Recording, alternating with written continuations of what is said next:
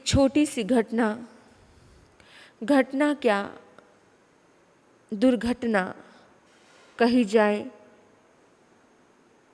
तो भी झूठ नहीं होगा। घटना कितनी सत्य है ये तो मुझे मालूम नहीं है।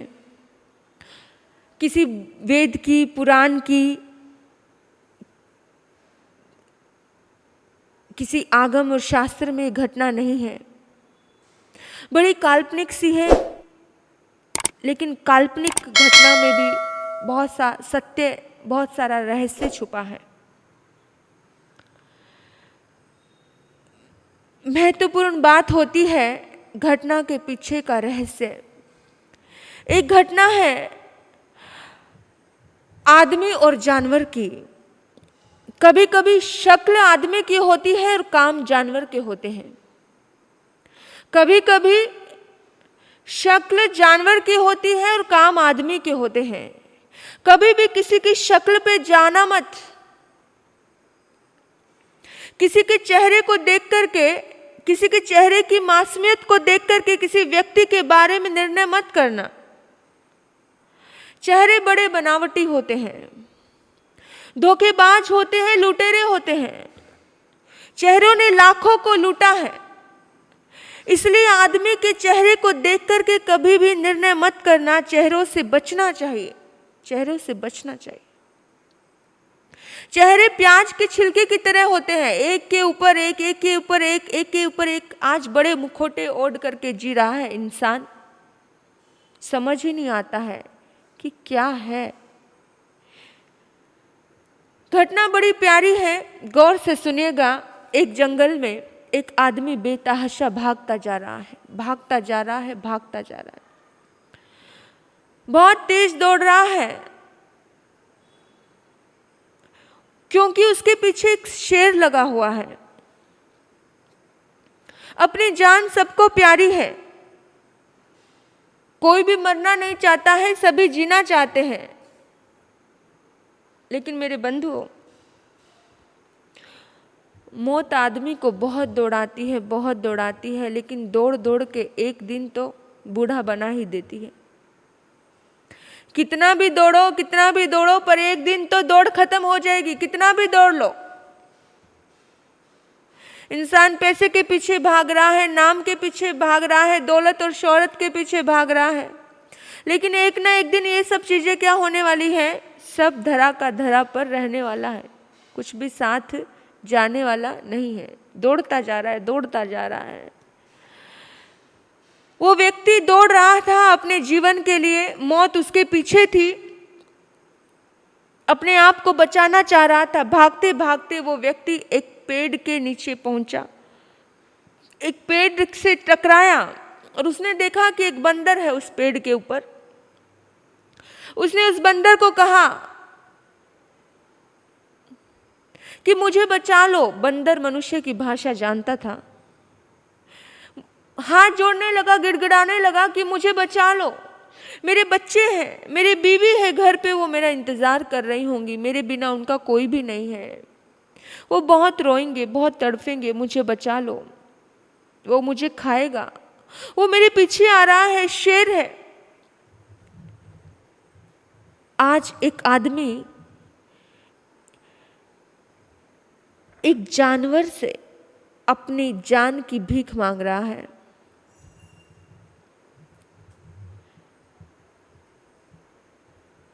एक किस्सा मुझे याद आता है, जिस आदमी को हम बहुत समझदार कहते हैं, वो आदमी मूर्ख है या नादान है ये तो मुझे नहीं पता है। लेकिन बहुत सी चीज़ें हम देखते हैं कि एक बार एक आदमी 2 तोते लेकर के बैठा था और वो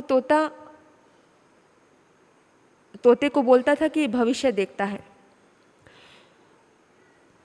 वो भविष्य देखता है। वो क्या करता था, कुछ चीटें उस आदमी ने बना के रखी हुई थी जिस पे लिखा हुआ था कुछ कुछ, तो वो उठाता था और व्यक्ति के बारे में बताता था। व्यक्ति को बोला जाता था कि तुम सोचो, या तो हाँ होगा या ना होगा, तुम अपने मन में कोई भी विश सोच लो। तो वो समझदार कहलाने वाला नासमझ आदमी ऐसा ही करता है। हर रोज बहुत सारे लोग आते हैं और बहुत सारी चीटें वहाँ रखी होती हैं और लोग सोचते हैं कि अरे अरे हाँ आया है, मैंने जो मन में सोचा था हाँ आया है, इसका मतलब ये काम होने वाला है। अगर मन में जो सोचा है और चिट पे ना आ गया तो मतलब ना होने वाला है, अब ये काम नहीं होगा। आपने देखा, हम बहुत बार देखते हैं, रास्ते में एक व्यक्ति एक बैल को लेता है और वो बोलता है कि नंदी है, नंदी है, नंदी है, और ये नंदी जी के बैल में तुम जो भी कहो तो वो हाँ करेगा, तो समझो कि तुम्हारा काम हो जाएगा। लेकिन पहले शर्त है कि इसको 5 रुपये 10 रुपये दिखाने पड़ेंगे। अब उसको पढ़ाया होता है, उसको सिखाया होता है, तो जैसे ही वो 10 रुपये दिखाता है तो वो ऐसे ऐसे हाँ करता है। यानी कि ये सब चीज़ें एक बैल के सिर हिलाने से अपनी ज़िंदगी का फैसला हो जाता है। ऐसा इंसान बहुत बार समझता है, बहुत बार करता है। बहुत सी चीज़ें हम संसार में देखते हैं। समझदार आदमी का भविष्य एक नासमझ एक प्राणी भविष्य बता देता है। अब सोचो, आप समझिए, संयोग से वो बंदर भी बड़ा समझदार था। ये श्रद्धा की बात है। अब लोगों को उस बैल पे श्रद्धा हो जाती है, लोगों को बंदरों पे श्रद्धा हो जाती है, लोगों को नागों पे श्रद्धा हो जाती है। जिसकी श्रद्धा जिसके ऊपर चल रहा है, संसार में बहुत कुछ ऐसा चल रहा है कि अमुक जगह पर दूध पिया तो हमारी मान्यताएं सफल हो जाएगी। नाग जी अगर आएंगे और दूध पी लेंगे तो हमारी मान्यताएं सफल हो जाएंगी। जो मैंने माना, जो मैंने सूखा है, जो मैंने चिंतन किया है, जो मेरी विश है वो पूरी हो जाएगी। अमुक जगह अमुक पेड़ के ऊपर तुमने धागा बांधा है तो वो पूरा हो जाएगा। ये हर इंसान की अपनी अपनी मान्यताएं हैं। मैं ये नहीं कहती कि ये समझदारी है, लेकिन ये मान्यता है। मान्यता के दम पर होना तो वही है जो तुम्हारे नसीब में है, जो तुम्हारे कर्मों में है। कर्मों के ऊपर कुछ भी नहीं है। अगर तुम अपने स्वार्थ को ना देखते हुए उस बैल को कुछ गुड़ की डली खिला देते हो तो वो भी पुण्य ही है। उसकी दुआ तुम्हें वैसे ही मिलने वाली है। अगर तुम बंदरों को कुछ अपने स्वार्थ को नहीं देखते हुए बंदरों को कुछ खिला देते हो, केले खिला देते हो, कुछ अच्छा खिला देते हो, तो ये पुण्य है। दुआएं, मुख प्राणियों की दुआएं तो वैसे ही लगती हैं। लेकिन इंसान अपने स्वार्थ को जोड़ करके वो काम करता है ना, तो उसमें कोई समझदारी नहीं है। मुझे तो नहीं लगता है। इंसान आज स्वार्थ को लेकर के काम कर रहा है, निस्वार्थ काम नहीं करता है। आदमी की सोच ही ऐसी हो गई है। आदमी इतना ज्यादा स्वार्थी हो गया है, इतना ज्यादा, और कहानी आदमी की चल रही है। संयोग से उस बंदर को दया आ गई। जिस बंदर के सामने वो गिड़गिड़ा रहा था, तो बंदर ने अपना हाथ दिया और कहा कि चलो तुम वृक्ष पे चढ़ जाओ। शेर सब कुछ कर सकता है लेकिन वृक्ष पे नहीं चढ़ सकता। मैं तुम्हारी हिफाजत करूंगा, तुम्हें अब मृत्यु से डरने की जरूरत नहीं है, तुम इस पेड़ पर बैठ जाओ। वो आदमी को लिया, बंदर ने हाथ दिया और आदमी वृक्ष के ऊपर चढ़ गया। अब उसे डर नहीं है, अब वो सेफ है। बोला कि शेर तुम्हारा कुछ भी बिगाड़ नहीं सकता। शेर ने देखा, शेर आया कि बंदर आदमी को पेड़ पर चढ़ा रहा है। उसने कहा तुम मूर्ख है क्या? मूर्ख बंदर, ये मेरा शिकारी है, मुझे बहुत तेज भूख लगी है और मेरे शिकारी को तू पनाह दे रहा है, तू इस आदमी से को बचा रहा है। अरे तुझे नहीं पता आदमी कैसे होते हैं, तू इस आदमी से बचकर रह। आदमी जानवर से ज्यादा खतरनाक होता है, पता है तुझे, इसलिए तू इसको छोड़ दे। पता है आदमी कभी भी जानवरों को सुखी नहीं रहने देता है। एक आदमी और एक कुत्ते में इतना अंतर है, विचार करना। एक आदमी और एक कुत्ते में इतना अंतर है कि कुत्ता अपरिचित को देख करके भौंकता है। कुत्ता अपरिचित को देख के भोंकता है, अपरिचित को काटता है, अपरिचित से दूरियां बनाता है। लेकिन आदमी परिचित को देख करके भौंकता है, परिचित के पीठ पीछे छुरा घोंपता है, परिचित को ही काटता है, परिचित को देखकर ही भौंकता है। विचार करना, एक आदमी में और एक कुत्ते में इतना फर्क है। कुत्ते का काटा हुआ बचा जा सकता है, कुत्ते का काटा हुआ बच सकता है, लेकिन आदमी के काटा हुआ नहीं बच सकता। आदमी जिसको धोखा दे दे, आपने सुना होगा, इतिहास भरा पड़ा है, इतिहास भरा पड़ा है। एक जगह एक हॉस्पिटल में गए, जगह जगह बोर्ड लगे हुए थे, यहाँ इस व्यक्ति को कुत्ते ने काट लिया है, इतने इंजेक्शन लगेंगे ठीक हो जाएगा। यहाँ इस व्यक्ति को सांप ने काट लिया है, इतने इंजेक्शन लगेंगे ठीक हो जाएगा। यहाँ इस व्यक्ति को बिच्छू ने काट लिया है, इतने इंजेक्शन लगेंगे ठीक हो जाएगा। लेकिन आगे आगे चलते गए, वहाँ आगे लिखा था, यहाँ इस व्यक्ति को आदमी ने आदमी को काट लिया है, आदमी ने आदमी को ही धोखा दिया है, इसीलिए बचने की संभावना नहीं है। मेरे बंधु, विचार करना कि आज आदमी की आदमियत कितनी ज्यादा गिर गई है। विचार करना, इस आदमी पर ज्यादा विश्वास ना करें। आज भरोसा नहीं है। आज की स्थिति में एक कुत्ता अपने मालिक के प्रति वफादार रहता है। इतिहास गवाह है, महाराणा प्रताप का घोड़ा उनके लिए कैसा विश्वास पात्र था। उनका पैर कट गया, फिर भी कितना ज्यादा दौड़ता गया वो, उनके लिए कितना लड़ा वो। सिंचानक हाथी हल और विहल के लिए खुद मर जाता है, लेकिन अपने मालिक को बचा जाता है। शिवाजी महाराज का कुत्ता, आप विचार करो कि कैसे उसी अग्नि में कूद करके अपनी जिंदगी को समाप्त कर जाता है। पशु, ये पंछी बड़े वफादार होते हैं, बड़े वफादार। ये बात कौन समझा रहा है? एक शेर समझा रहा है बंदर को कि तू किसको पनाह दे रहा है, ये अपनी कैटेगरी का नहीं है। तू देख, जब हम कभी इनकी बस्तियों में चले जाते हैं तो ये हमें कितना दुख देते हैं, कितना त्रास देते हैं। ये हमको पिंजरों में कैद कर देते हैं, ये हमें कैद कर लेते हैं। बंदर, तेरी जात के कितने लोगों को गले में रस्सी बांध करके मदारी नचाता है। एक बंदर पूरे परिवार का पेट पाल सकता है, लेकिन पूरा परिवार मिलकर के एक बंदर का पेट नहीं भर सकता। ये इंसानियत ऐसी ही है, ये लोग ऐसे ही हैं। तो छोड़ दे इसे, इनकी परवाह मत कर। आज सुबह से मुझे शिकार नहीं मिला है, इसलिए तू इसको गिरा दे। बंदर बोला, नहीं वनराज, मैं इस आदमी को नहीं गिरा सकता, नहीं धक्का दे सकता। ये मेरी शरण में आया है, इसने मुझ पर विश्वास किया है, मैं विश्वासघात नहीं कर सकता।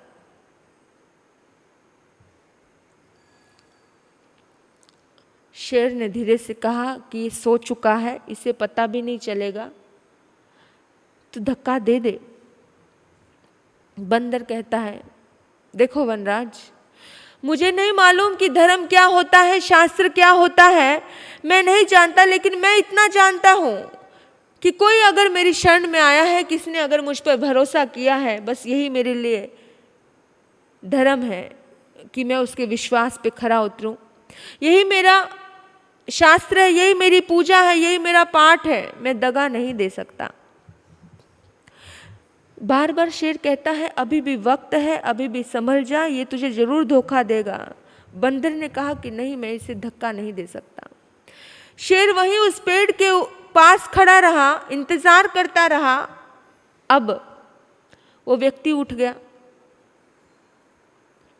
व्यक्ति ने कहा कि मैं तो सो लिया, तुझे सोना है सो जा। तो बंदर ने कहा मुझे भी बहुत तेज नींद आ रही है। बंदर सो गया। बंदर के सोने के बाद शेर तो पेड़ के नीचे था ही, तो उसने कहा उस आदमी से, शेर ने, कि भाई देख, बंदर तो सो रहा है, तुझे अपनी जान प्यारी है कि नहीं? मैं इस बंदर को खा लूंगा और मेरा पेट भर जाएगा, मैं चला जाऊंगा। तो इस बंदर को धक्का दे दे, तो इस बंदर को धक्का दे दे।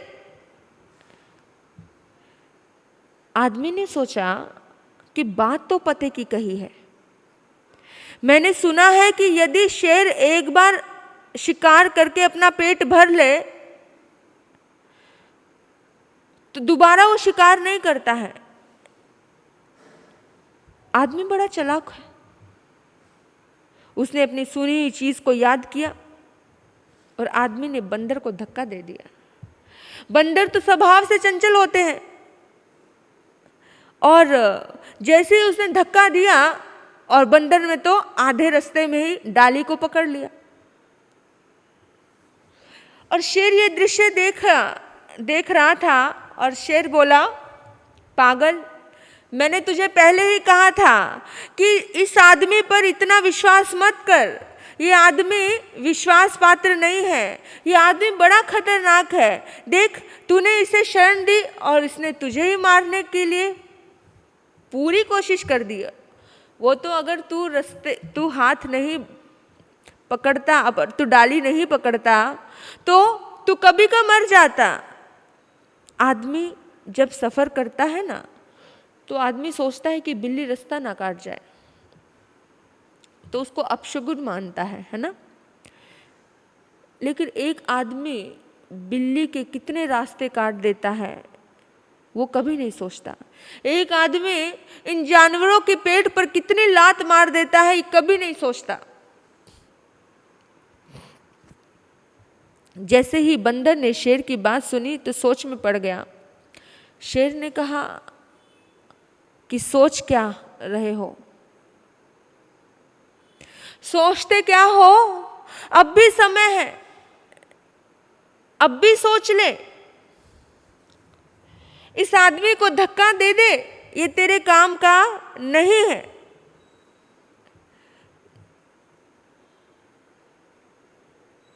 ये वही आदमी है जो कोड़े मार मार कर तुम्हें नचाता है, तुम्हें बंदी बनाता है, डमरू बजा बजा कर चौराहे पर नचाते हैं तुम्हारी जात के लोगों को।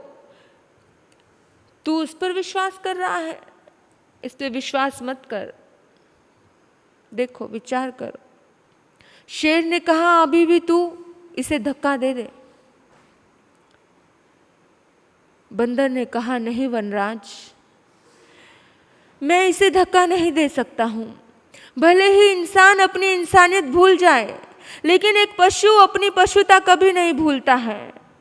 इस आदमी ने अपना धर्म छोड़ा है, पर मैं जानवर हूं। मैं अपना धर्म कभी नहीं भूलूंगा, मैं कभी नहीं छोड़ूंगा। आदमी को पशु कहा जाए या पशु को आदमी कहा जाए, सोच लीजिए मेरे बंधुओं। आदमी की शक्ल में पशुता पनप रही है और पशु की शक्ल में आदमियत और आदमी की इंसानियत पनप रही है। ऐसा ही कहीं कहीं देखने को लगता है। मैं आपको कहती हूँ कि चेहरों पर,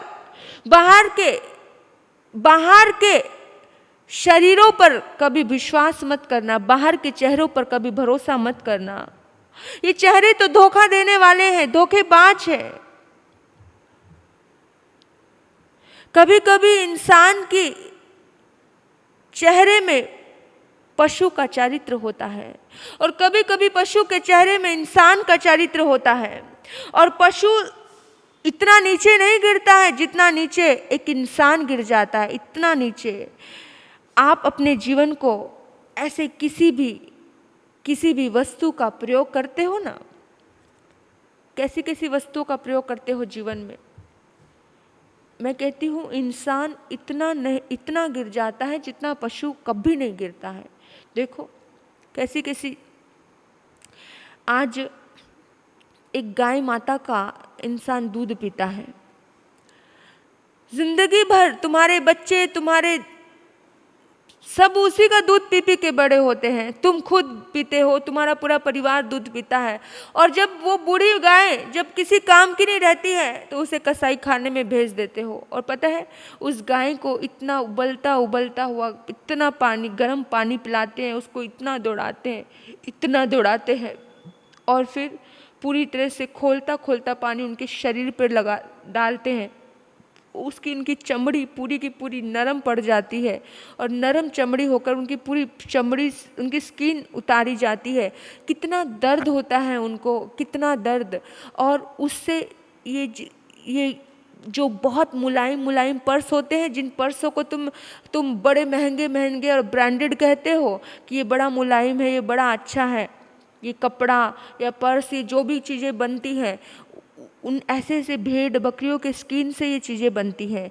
ये बेल्ट जो चमड़े की पहनते हो आप, ये पशुओं के चमड़े से बनती है। और बड़े खुश होता है इंसान उसे लेकर के। जो पशु तुम्हें जिंदगी देता है, एक बैल हल जोतता है, तुम्हारा पूरा घर पाल देता है। कितना मेहनत करता है ना एक बैल, देखा है आपने। खेतों में जाओ, एक किसान कितना काम लेता है, लेकिन जब वो बूढ़ा हो जाता है तो कसाई खाने में काटने के लिए भेज दिया जाता है।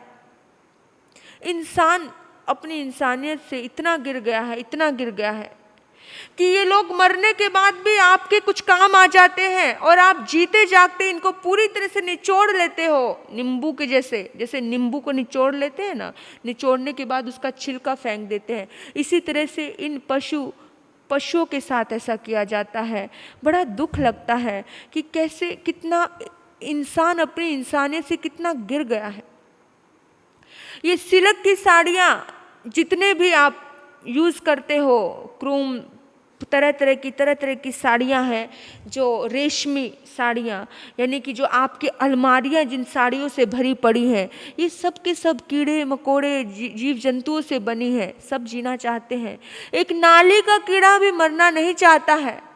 आप देखना कि एक पशु अपनी इंसानियत निभा रहा है, अपनी पशुता निभा रहा है, या एक इंसान के चेहरे में रह करके एक इंसान पशु से भी गुजरा हो गया है। विचार करना, अगर कोई कह दे कि अरे तू तो निरा जानवर है, जानवर, तो तुम्हें बुरा लगता है, लेकिन जानवर से भी बुरा काम कर रहे हो। इतने कत्ल खाने हैं, इतने कसाई खाने हैं, ये सब इंसान की तो सौगात है, ये कोई पशुओं की सौगात नहीं है। इतने कत्ल खाने ये सब इंसान ही तो कर रहा है। इतनी मारा पिटी, इतना जितने भी देखो, ये जितने भी आज अत्याचार हो रहे हैं ना, वो बहुत आदमी ने जानवरों पे बहुत अत्याचार किए हैं जानवरों पर। इतना ज़्यादा अत्याचार कि कभी उस अत्याचार को ढूंढ करके देखो ना, कभी जाओ तो तुम सोचोगे कि अरे एक आदमी ये कर रहा है, और कर रहा है आदमी। इतनी गायों को मार रहा है, इतनी भेड़ बकरियां हर रोज दिन में काटी जाती है, और फिर इंसान कहता है कि हम तो कोई पाप ही नहीं कर रहे हैं। इनडायरेक्टली इस दुनिया में हर व्यक्ति पाप कर रहा है। पता है, ये जितना भी सौंदर्य का प्रसाधन है, जितने भी सामग्रियां हैं, वो सब किससे बनी है? उनकी तन की खालें निकाल के तो बनी है। ये लिपस्टिक है, ये नेल पेंट है, ये बहुत सारे तरह के पाउडर्स हैं, तरह की चीज़ें हैं। ये सब किस चीज़ से बने हैं? ये सब इसी चीज़ों से, पशुओं की चीज़ों से, पशुओं की चर्बियों से। पशु को पानी में उबाल के ये सारे के सारे सौंदर्य प्रसाधन के माध्यम, ये सब इसी के हैं, इसी चीज़ों से बने हैं। और घर घर में बुच्चड़ खाने खुल रहे हैं। आप देखो इतने बड़े बड़े ड्रेसिंग टेबल पर इतना कुछ सजा हुआ मिलता है, मतलब 20-20 प्रकार की नेल पेंटें मिलती है, नेल पेस्टिक मिलती है, तरह तरह की चीज़ें मिलती हैं। माय गॉड, मतलब सोचो कि थोड़ी सी सुंदरता के लिए इंसान इतना कुछ करता है। आज फैशन और व्यसन के नाम पर आदमी ने चीज़ों के उपयोग किए हैं। फैशन और व्यसन के नाम पर आदमी ने जानवरों को इतना उपयोग किया है कि इंसान सोच भी नहीं कर सकता। छोटे मोटे कीड़े मकोड़े जीव जंतु सब उसमें आ गए हैं। इनकी बनने की प्रक्रिया देख लेना जरा, हर चीज़ में इनकी चर्बियाँ मिक्स होती हैं, बहुत तकलीफ देह है और इतना पाप लगता है, इतना पाप लगता है। सोचो मनुष्य पशु के स्तर से इतना ज़्यादा नीचे गिरा है, इतना ज़्यादा। पशु फिर भी उठता है। हम बहुत बार देखते हैं कि एक कुतिया ने एक बंदर के बच्चे को दूध पिलाया क्योंकि उसकी माँ मर गई थी। ऐसी सी वीडियो आती है। लेकिन इंसान तो क्या कहें, इंसान को सोचने में कभी कभी मजबूर हो जाते हैं। मेरे बंधुओं, जितने भी देवी देवता हैं ना, जितने भी देवी देवता हैं, जितने भी भगवान हैं, वो सब हमें एक संदेश देते हैं। आप देखो कभी कभी आप किसी मंदिर में जाते हो, किसी शिव भगवान के मंदिर में, वहाँ पर उनके पास में ही बाहरी एक नंदी बैल रखा होता है। आप कुछ उनके कान में कुछ कहते हो, जानते हो भगवान शिव ने आपको क्या संदेश दिया है? भगवान शिव आपको एक संकेत दिया है, एक संदेश दिया है कि इस बैल से प्यार करेगा जो, उसी से मैं प्यार करूंगा। इस बैल से प्यार करो। ऐसे ही थोड़ी अपना साइन बना दिया है भगवान शिव ने नंदी को। जो इस बैल पे हाथ फेरेगा, जो इस बैल को कुछ खिलाएगा, वही मेरे चरण छू पाएगा। सचमुच के बैल को प्यार करो, उन्हें कसाई खानों में जाने से रोको, गौशाला खुलवाओ। तुम्हारे अंदर अगर थोड़ी भी इंसानियत है तो बैलों के लिए, गायों के लिए कुछ करो। जो आदमी इस बैल पर या पशु पर अत्याचार करेगा वो मुझ तक कभी नहीं पहुंचेगा। ये खुद भगवान शिव का संदेश है। और मैं आपको कहना चाहती हूँ कि सबसे पहले हमारे जितने भी मंदिर हैं ना, या हमारे 24 तीर्थंकर हैं, 24 तीर्थंकरों में आप देखो हमारे पहले तीर्थंकर हैं भगवान ऋषभ देव जी। उनका साइन, उनका चिन्ह भी बैल ही है, उनका चिन्ह भी बैल ही है। और भगवान महावीर का चिन्ह शेर है। ये सारे के सारे जितने भी तीर्थंकर है, सबका कोई ना कोई, किसी का बकरी, किसी का कछुआ, किसी का नाग, यानी कि सब के सब पशुओं से बड़ा प्यार करते थे। सबने यही कहा, यही संकेत दिया है कि ये मेरा साइन है, इसे प्यार करो। ये पशु, ये पंछी, ये मुख प्राणी, इनकी बहुत जल्दी तुम्हें दुआएं लगती है, इन्हें प्यार करो। जितना भी हो, जो भी हो, आदमी को महापुरुषों ने बड़े संकेत दिए, बड़े संकेत दिए। शिव के पास नंदी बैठते हैं तो भगवान ऋषभ देव की प्रतिमा के नीचे भी बैल का चिन्ह का निशान है।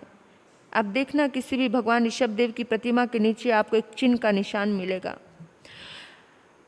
बताया है कि जैसे तुम मुझे प्यार करते हो ऐसे ही तुम मुख पशुओं को प्यार करो। जितना प्यार करोगे, जितनी करुणा करोगे, उतना ज़्यादा तुम्हारी जिंदगी में खुशियाँ आएंगी, तुम्हें प्यार बरसेगा। महावीर का कहना है जियो और जीने दो। महावीर हमेशा एक साइन देते हैं, एक गाय और एक शेर एक ही घाट पर पानी पी रहे हैं, यानी ये प्यार का साइन है, ये मोहब्बत का साइन है कि ऐसी मोहब्बत तुम्हारे भीतर में आनी चाहिए। मोहम्मद साहब के जीवन का एक घटना है। वो घटना है कि जब वो जंगल में जा रहे थे तो उन्होंने एक आदमी को बकरी की हत्या करते हुए देखा, और जिस बकरी के बच्चे, वो कहने लगे कि भाई इस बकरी के घर पे बच्चे इंतज़ार कर रहे होंगे, इस बकरी के बच्चे भूखे मर जाएंगे, तो इस बकरी को मत मार। अगर तुझे मांस ही चाहिए तो मेरे शरीर से इतना मांस मैं तुझे दे देता हूँ। ये खुद मोहम्मद साहब की घटना पढ़ी मैंने, मैं बता रही हूँ कि किसी भी धर्म में पशुओं पे अत्याचार करने के लिए नहीं कहा है। और उसके वजन का, बकरी के वजन का वो मांस काट करके उसको देते हैं। ऐसी घटना हमारे जैन दर्शनों में भी आती है। आप देखो, राम के जीवन की घटना देखो, सभी महापुरुषों ने जिन जीवों से प्यार किया। आप देखो कि जब सीता का अपहरण हो रहा था उस समय में एक जटायु पक्षी सीता को बचाने के लिए चाहत रख रहा था। बहुत ज़्यादा दौड़ता है, भागता है वो, ताकि रावण उसे लेकर ना जाए। उछलता है लेकिन उसके पंख काट देता है रावण, है ना। लेकिन राम जैसे ही सीता करते हुए आते हैं, राम देखते हैं जटायु घायल है, परेशान है, तो वो सारी की सारी हिस्ट्री वो बताने लगता है जटायु श्री राम को। तो श्री राम कहते हैं भूल जा थोड़ी देर के लिए, कुछ नहीं, तूने बहुत प्रयास किया है और उस प्रयास में तू ये मत सोच कि तू असफल हो गया है। तूने पूरी दुनिया में अपना नाम रोशन कर लिया है जटायु। और सीता की चिंता छोड़ करके श्री राम उस जटायु को अपनी गोद में लेते हैं, अपने गले से लगाते हैं, प्यार करते हैं। यानी बड़े प्यार से गोद में लेकर के राम उसका भविष्य सुधार देते हैं। आप सोचो कि एक जीव को कितना प्यार किया हमारे महापुरुषों ने इन मुक्त प्राणियों को। ये भारत देश की संस्कृति है जिसे आज आदमी ने पूरी तरह से बदल दिया है, विकृति बना दिया है। ये पशु पंछी, ये हमारी भारत देश की संस्कृति है, लेकिन इंसान ने पूरी तरह से खत्म कर दिया इस संस्कृति को। भारत की संस्कृति वो संस्कृति है, जब एक शेरनी भूखी होती है तो महात्मा बुद्ध खुद अपना हाथ उस शेरनी के तरफ कर देते हैं कि मुझे खा लो। लेकिन वो शेर भी प्यार लौटा करके, वो शेरनी भी प्यार लौटाती है और शेरनी नतमस्तक हो जाती है महात्मा बुद्ध के चरणों में। कृष्ण जब बंसी बजाते हैं, ये भारत की संस्कृति है कि गाय आकर भी झूमने लगती है, पशु पंछी वहाँ झूमने लगते हैं। देखिए, पशुओं की हत्या जिस समय में भगवान अरिष्ट नेमि ने देखी कि मेरे निमित्त से इतने पशुओं की हत्या होगी, तो भगवान अरिष्ट नेमि ने तो विवाह से ही इनकार कर दिया। 9 जन्मों का जिससे प्यार था उस राजुलमती को छोड़ दिया कि नहीं, मुझे शादी ही नहीं करनी।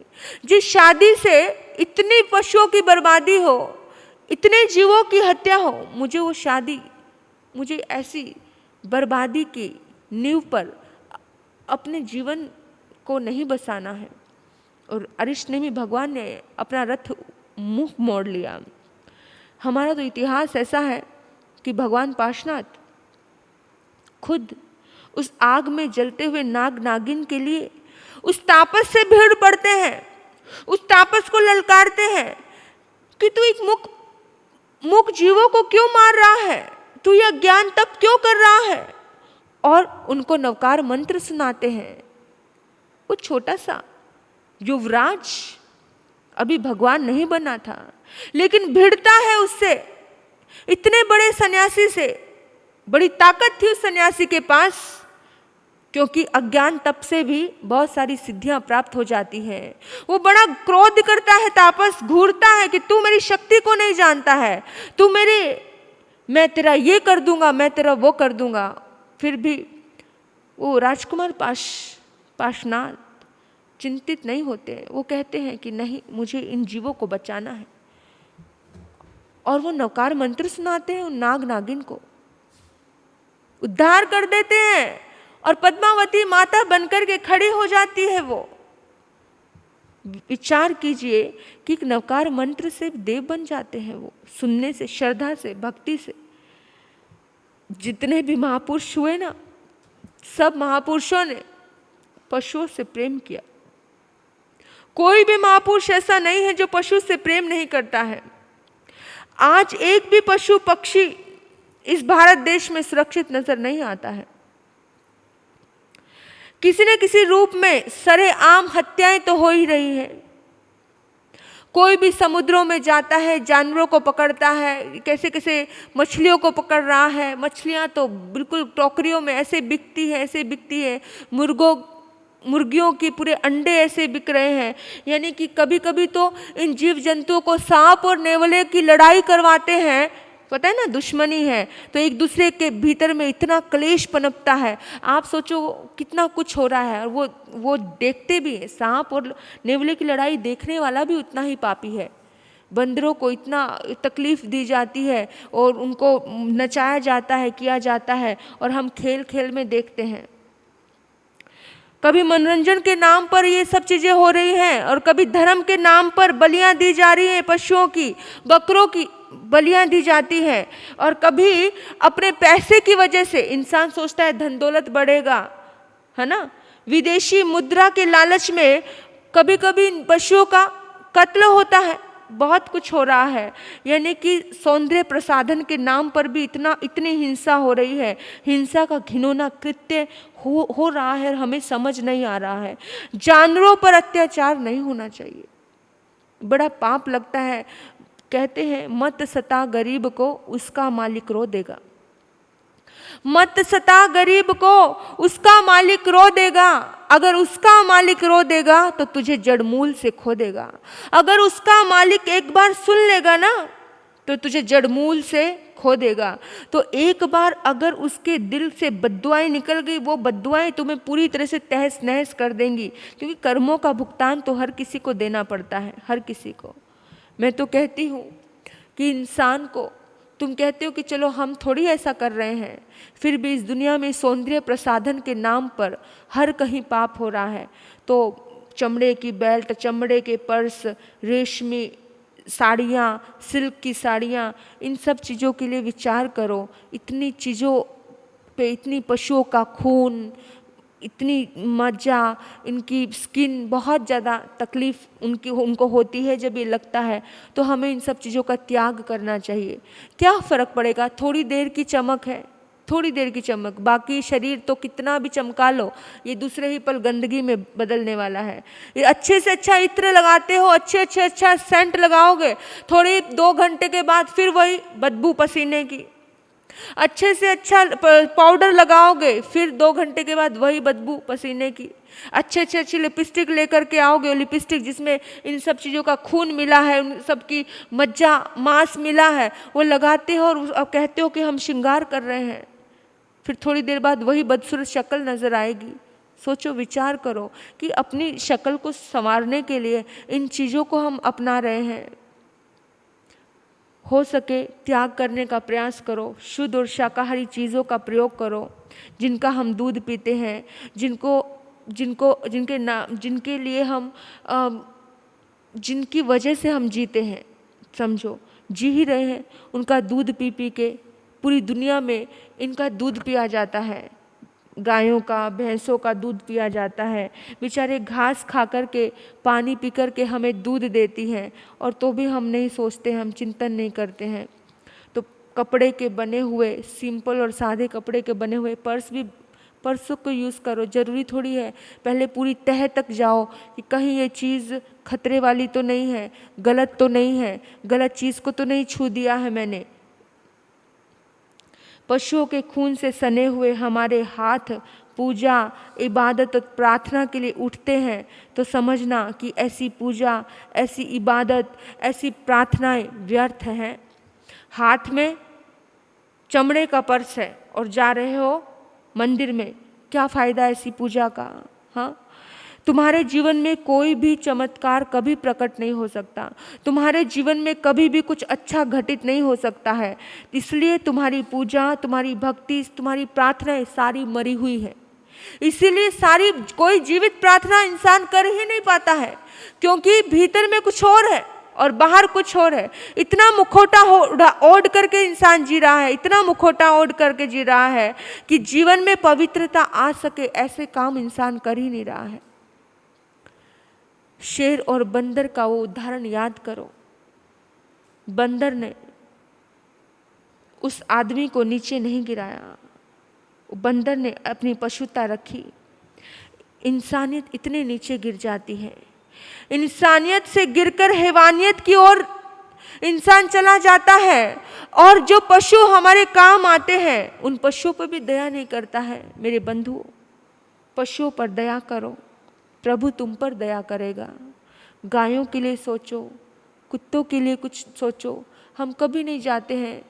देखो, जो नगरी में, जो गांव में चौराहे पर दुराहे पे कुत्ते होते हैं ना, वो कुत्ते इंसान के दम पर जी रहे होते हैं कि इंसान कुछ खिलाएगा, कुछ बिस्किट डालेगा, कुछ करेगा।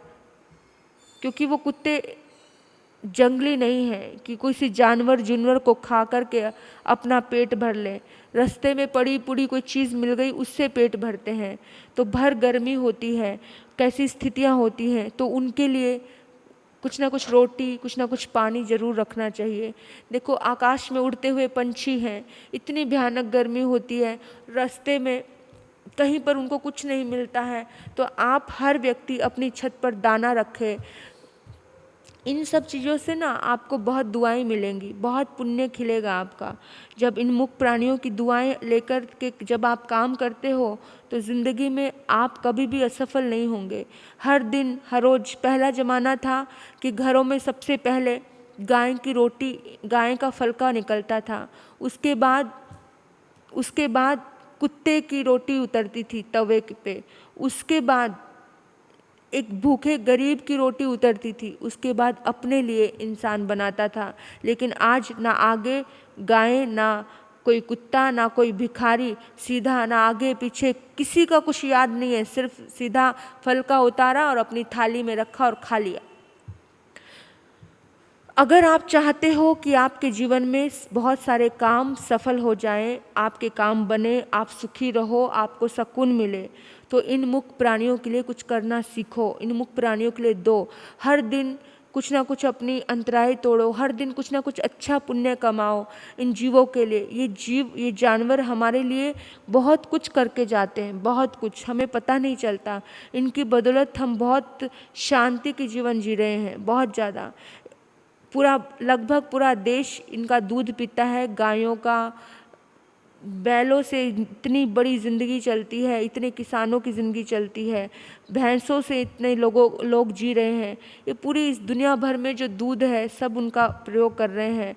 तो आप सभी थोड़ा थोड़ा धर्म ध्यान इतना ज़रूर करना कि दान पुण्य करके अपने जीवन को सफल बनाना। जितना सफल होगा आपका जीवन, इस जन्म में भी और अगले जन्म में भी आपको सुख और सुकून मिलता चला जाएगा।